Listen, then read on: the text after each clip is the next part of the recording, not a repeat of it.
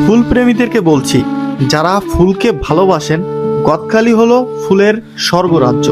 এই স্বর্গরাজ্যে আপনার মনের খুব কাছের মানুষকে নিয়ে যদি আপনি একবার যান, তাহলে অবশ্যই সেই কাছের মানুষ অনেক বেশি কাছের হয়ে যাবে এবং সারা জীবন আপনার পাশে থাকতে পারে।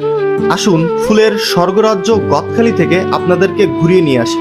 আজকের এই ভিডিওতে ফুলের রাজ্য গদখালিতে যে কয়টা সুন্দর পার্ক আছে সেগুলো তো ঘুরিয়ে দেখাবই, এবং দুপুরের খাবার কোথায় খাবেন, এবং 2025 সালে আপনার মনের খুব কাছের মানুষকে নিয়ে যদি এই গদখালিতে আসেন এবং পিকনিকে আসেন, তাহলে গদখালি কেমন রূপে দেখবেন সেটাই থাকছে আজকের ভিডিওতে। আমি এখন অবস্থান করছি বাংলাদেশের সবচেয়ে ভাইরাল জায়গা, হাজারো মেয়েদের স্বপ্নের জায়গা পানিসরা গদখালি। এই যে আমার সামনে যে মোড়টা দেখতে পাচ্ছেন, এটা হচ্ছে পানিসরা গদখালির মোড়।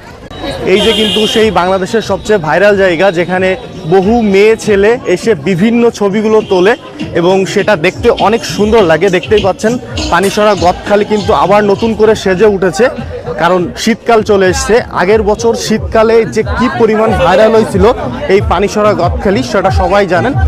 সেই জন্য 2025 সালে এই পানিসরা গদখালি কেমন রয়েছে, আপনারা 2025 সালে এই গদখালিতে যদি পিকনিকে আসেন কিংবা ঘুরতে আসেন, এখানে এসে আপনারা কেমন দেখবেন সেটার আপডেটই আজকে জানিয়ে দেব। এবং এই পানিসরা গদখালিতে নতুন নতুন কি হয়েছে, নতুন কি পার্ক হয়েছে, আগের পার্কগুলো কেমন আছে, যাবতীয় ইনফরমেশন থাকছে এই ভিডিওতে। তো প্রথমে আমি চলে আসলাম এই পানিসরা গদখালির সবচেয়ে ভালো পার্ক, মনোয়ারা ফ্লাওয়ার পার্ক। এই যে এখান থেকে আমি টিকিট কেটে নেব এবং ভিতরে ঢুকে দেখবো এখানে নতুনত্ব কি হয়েছে। এই যে 30 টাকা দিয়ে এমন একটা টিকিট কেটে নিলাম আমরা। আগের বছরও কিন্তু 30 টাকা টিকিট ছিল, এই বছরও 30 টাকা টিকিট। এবং আজকে যেহেতু শুক্রবার, সেহেতু বিভিন্ন জায়গা থেকে লোক আসছে। তো ভিতরে যেয়ে দেখি পরিবেশটা কেমন আছে, আগের মতো আছে কি না। এই যে মামা,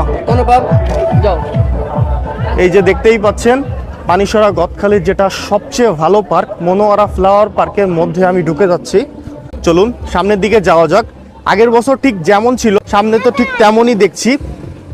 তো আস্তে আস্তে দেখি এই বছর ভিতরে তারা নতুন কি কি করেছে।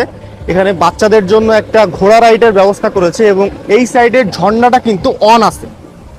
দেখুন ঝর্ণাটা কতটা সুন্দর লাগছে এবং এখান থেকে ঠান্ডা ঠান্ডা একটা বাতাস আসছে এই ঝর্ণার জলগুলো যেহেতু অনেক ফ্লো হচ্ছে। আর এই যে সেই বাংলাদেশের সবচেয়ে ভাইরাল ছাতা, যেখানে রং বেরঙের ছাতাগুলো টানানো থাকে। তবে এই বছর এই ছাতাগুলো কিন্তু একটু কালার অন্যরকম হয়ে গেছে। কালারটা ন্যাচারাল কালার যেটা ছিল ওটা নেই, একটু ডার্ক ডার্ক হয়ে গেছে। ক্যামেরাতে আপনারা অবশ্যই খুব কালারফুল দেখছেন, বাট চোখে যখন দেখছি না, তখন এই ছাতাগুলো কিন্তু আগের বছরের যেহেতু ছাতাগুলো